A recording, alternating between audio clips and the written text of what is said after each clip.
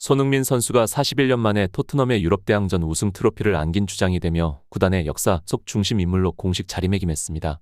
구단이 공개한 사진 속엔 1971-72 시즌 UEFA컵 우승 주장 앨런 멀러리, 1983-84 시즌 우승 주장 스티브 페리먼, 그리고 2024-25 유로파리그 우승 주장 손흥민이 나란히 서 있습니다. 이 장면은 단순한 우승 이상의 의미를 지닙니다. 손흥민은 이제 토트넘이 자랑하는 역사 그 자체가 되었고, 그가 아시아 선수로서 유럽 빅리그 클럽의 주장 완장을 차고 유럽대항전 우승컵까지 들어올렸다는 점은 세계 축구 역사에서도 유례없는 일이기 때문입니다. 이 사진 한 장에 담긴 의미는 분명합니다. 토트넘의 50년 유럽사, 그 중심엔 이제 손흥민이 있습니다. 이제는 누구도 부정할 수 없습니다. 손흥민은 명실상부하게 토트넘 호스퍼에 살아있는 전설이며 단순히 팀의 핵심 선수라는 수준을 넘어 구단의 오랜 역사 한가운데에 이름을 남긴 인물이 되었습니다. 이번 시즌 토트넘이 41년이라는 긴 세월을 기다려 마침내 유럽대항전, 그것도 유로파리그 무대에서 다시 한번 우승컵을 들어 올리게 된 그 순간, 수많은 팬들의 함성과 환호 속에서 주장 완장을 두르고 트로피를 들어 올린 사람은 다름 아닌 손흥민이었습니다. 이 우승은 토트넘 구단 역사상 세 번째 유럽대항전 우승이자 첫 UEFA컵 우승이었던 1972년, 그리고 스티브 페리먼이 이끌었던 1984년 두 번째 정상 등극 이후 무려 41년 만에 찾아온 값진 성과로 기록되며, 그 한가운데에서 손흥민은 1970년대 앨런 멀러리, 80년대 페리먼에 이어 21세기 토트넘을 대표하는 세 번째 유로파리그 우승 주장이라는 상징적인 자리에 올랐습니다. 이처럼 한 클럽의 오랜 역사에서 단 3명만이 설 수 있었던 그 자리에 이제 한국인 손흥민이 당당하게 이름을 새긴 것입니다. 2025년 5월 22일 스페인 빌바오의 산마메스 스타디움에서 열린 UEFA 유로파리그 결승전은 단순한 경기 이상의 의미를 지니고 있었습니다. 이날은 오랜 기다림 끝에 토트넘이 다시 유럽 정상의 자리에 오르는 순간이었고, 동시에 손흥민이라는 이름이 토트넘의 역사 속 가장 빛나는 장면을 함께 쓰는 날이기도 했습니다. 경기의 상대는 잉글랜드의 또 다른 전통 명가 맨체스터 유나이티드였고, 초반부터 강한 압박과 빠른 공격으로 경기를 장악하려는 메뉴의 공세를 토트넘은 조직적인 수비와 끈질긴 집중력으로 하나하나 막아냈습니다. 그리고 전반 42분, 침묵을 깨고 골망을 흔든 것은 다름 아닌 브레넌 존슨의 발끝이었습니다. 존슨의 정확한 슈팅은 그대로 메뉴 골문을 가르며 결승전의 유일한 득점이 되었고, 이 한 골의 의미는 시간이 흐를수록 더욱 커져갔습니다. 이후 토트넘은 후반 내내 압박에 시달렸지만 무너지지 않았고, 결국 후반 22분, 팀의 상징이자 정신적 지주인 손흥민이 교체 투입되면서 경기장에 뜨거운 긴장감과 환호가 동시에 찾아왔습니다. 약 30분간 그는 주장으로서의 책임을 짊어진 채 그라운드 곳곳을 누비며 팀의 리드가 마지막 휘슬까지 유지되도록 모든 에너지를 쏟아부었고, 결국 그는 동료들과 함께 그라운드 중앙에서 환호하며 유로파리그 트로피를 들어올리는 그 영화 같은 장면의 마지막 주인공이 되었습니다. 이번 우승은 단지 하나의 트로피를 추가했다는 차원을 훨씬 넘어서는 토트넘이라는 클럽이 오랜 시간 동안 겪어온 좌절과 아픔의 역사의 종지부를 찍는 상징적인 순간이었습니다. 사실 지난 수년간 토트넘은 잉글리시 프리미어리그의 강호로 자리매김하면서도 유독 우승이라는 단어와는 인연이 멀었던 팀이었습니다. 2016-17 시즌에는 리그 2위를 기록하며 우승 문턱까지 다가갔지만 첼시에 밀렸고, 2018-19 시즌에는 클럽 역사상 처음으로 챔피언스리그 결승 무대에 올랐음에도 리버풀의 벽을 넘지 못하고 고개를 숙여야 했습니다. 여기에 2020-21 시즌 카라바오컵 결승에서는 맨체스터 시티에 패하며 또다시 트로피를 눈앞에서 놓쳤고, 팬들의 마음속엔 또 이번에도라는 체념 섞인 탄식이 남았습니다.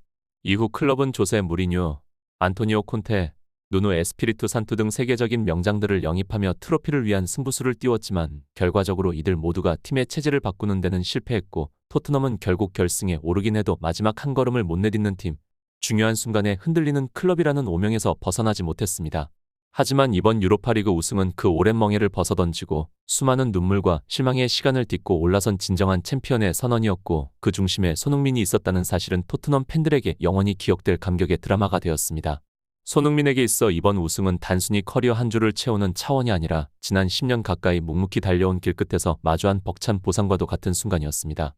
2015년 그는 독일 레버쿠젠을 떠나 토트넘 호스퍼에 입단하면서 프리미어리그 무대에 도전장을 내밀었고, 그 선택은 이후 손흥민을 세계적인 선수로 이끄는 결정적인 전환점이 되었지만 유독 트로피와는 인연이 닿지 않았습니다. 그는 프리미어리그에서 아시아 선수로는 유례없는 성과들을 이뤄냈습니다.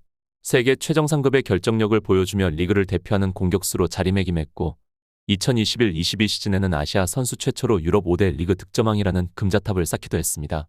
팬들은 그가 골을 넣을 때마다 열광했고, 세계 언론은 그의 이름을 앞다퉈 보도했지만 정작 그의 커리어 옆에는 언제나 무관이라는 씁쓸한 꼬리표가 따라붙었습니다. 아무리 눈부신 퍼포먼스를 보여주더라도 팀이 트로피를 들지 못하는 한 그는 늘 뭔가 부족한 선수로 여겨졌고 그것이 그를 지켜보는 팬들에겐 너무도 안타까운 현실이었습니다. 그래서 이번 유로파리그 우승은 수많은 득점과 어시스트에도 불구하고 트로피 하나 들지 못했던 그의 지난 세월을 위로하는 결정적인 한 장면이 되었고 오랜 기다림 끝에 마침내 무관의 제왕이라는 타이틀을 스스로 지어낸 순간이기도 했습니다. 시간 앞에 장사는 없다고들 하지만 손흥민은 그 진리를 잠시 멈춰 세운 선수였습니다. 이제 30대 중반에 접어든 그는 예전처럼 매 경기마다 폭발적인 스프린트를 펼치거나 날카로운 슈팅으로 상대 골문을 위협하는 모습이 줄어들며 자연스럽게 전성기가 끝난 것 아니냐는 우려 섞인 시선과 마주해야 했습니다. 실제로 올 시즌 초반 그는 햄스트링 부상으로 출발이 늦었고 후반기엔 다시 발 부상까지 겹치며 한동안 전력에서 이탈해야 했습니다. 복귀 후 프리미어리그 2경기에서 실전 감각을 끌어올리긴 했지만 컨디션은 명백히 100%가 아니었고 경기 내내 이전처럼 폭발적인 움직임을 기대하긴 어려운 상황이었습니다. 하지만 그럼에도 불구하고 손흥민은 팀의 주장으로서 자신에게 주어진 역할을 묵묵히 수행했고 기회가 왔을 때는 단 30분 남짓의 출전 시간 속에서도 존재감과 리더십을 유감없이 발휘하며 결국 팀과 함께 우승컵을 들어 올렸습니다. 그 순간 손흥민은 단순히 한 시즌을 함께한 주장이 아닌 토트넘 역사상 가장 특별한 주장 중 한 명으로 이름을 올리게 되었습니다. 앨런 멀러리, 스티브 페리먼에 이어 유럽 대항전 트로피를 들어 올린 단 3명의 주장 중 한 명이 된 것이고 이는 단순한 기록 이상의 상징성과 무게감을 지닌 업적이었습니다. 경기 후 공식 인터뷰에 나선 손흥민은 그 어느 때보다도 감격에 겨운 얼굴로 팬들과 팀을 향한 감사의 마음을 전했습니다. 우리가 해냈습니다. 정말 믿기지 않습니다. 라고 말문을 연 그는 제가 이 팀에 계속 남겠다고 이야기했던 이유는 바로 오늘 같은 특별한 날을 만들고 싶었기 때문입니다. 오늘 우리는 사람들이 평생 잊지 못할 역사를 썼습니다. 이제 잠시 이 기쁨을 만끽해도 좋겠죠? 라며 특유의 밝은 미소와 함께 소리 높여 환호했습니다. 그 짧은 멘트 안에는 팀을 위해 고통을 감내해 온 시간, 팬들에게 보여주고 싶었던 진심, 그리고 무엇보다 한 명의 축구인으로서의 뿌듯함이 고스란히 담겨 있었습니다. 그의 눈빛은 누구보다 단단했고 그의 말은 누구보다 진심이었습니다. 이 길을 걸어오며 단 한 번도 의심한 적 없었다는 손흥민의 고백은 단순한 겸손 이상의 무게를 담고 있었습니다. 수많은 좌절과 비난, 부상과 부침을 겪으면서도 그는 한 번도 자신과 팀을 의심하지 않았고 오히려 매 순간을 우리는 해낼 수 있다는 믿음으로 버텨왔습니다. 인터뷰 속 그는 한치의 망설임 없이 그 모든 시간들을 함께 버틴 동료들에게 공을 돌렸습니다. 나는 최고의 주장은 아니었을지 몰라도 그들은 언제나 나를 존중해줬고 나는 그들과 함께여서 정말 행복했다고 말하는 그의 얼굴엔 스포트라이트 속 스타가 아닌 진심 어린 동료애와 책임감, 그리고 무엇보다도 진짜 팀의 리더가 가진 품격이 고스란히 담겨 있었습니다. 지금 저는 세상에서 제일 행복한 사람이라는 말은 단지 승리의 기쁨에서 나온 것이 아니었습니다. 그것은 자신이 걸어온 모든 시간이 헛되지 않았음을 증명받은 사람만이 할 수 있는 고백이었습니다. 그리고 그는 잊지 않았습니다. 지구 반대편에서 매 경기마다 밤을 새워가며 응원해준 한국 팬들을 말입니다. 너무 오래 걸린 것 같아 죄송하다는 그 첫마디에는 팬들에 대한 애틋함과 미안함이 절절히 묻어났고 이어진 고백은 더욱 진정성이 깊었습니다. 선수들이 정말 죽으림을 다해 뛰었고 끝까지 포기하지 않았기에 우리가 여기까지 올 수 있었다. 그리고 그 힘의 근원은 바로 팬들이었다. 그는 팬들을 완벽한 퍼즐의 마지막 조각이라 표현하며 마치 이번 우승이 자신만의 업적이 아닌 모든 이들의 노력과 사랑이 모여 완성된 공동의 작품임을 강조했습니다. 손흥민에게 있어 첫 메이저 대회 우승 트로피는 단지 메달 하나를 목에 건 것이 아니라 수백만 팬들과 나눠야 할 하나의 이야기, 하나의 감동, 하나의 약속이자 보답이었던 것입니다. 그 순간 그는 단지 세계적인 축구 스타가 아니라 한 명의 인간으로서, 한 명의 선수로서 진심 어린 감사를 전하는 가장 아름다운 주장이었습니다. 이제 손흥민의 이름 앞에 붙는 수식어는 굳이 길 필요가 없습니다.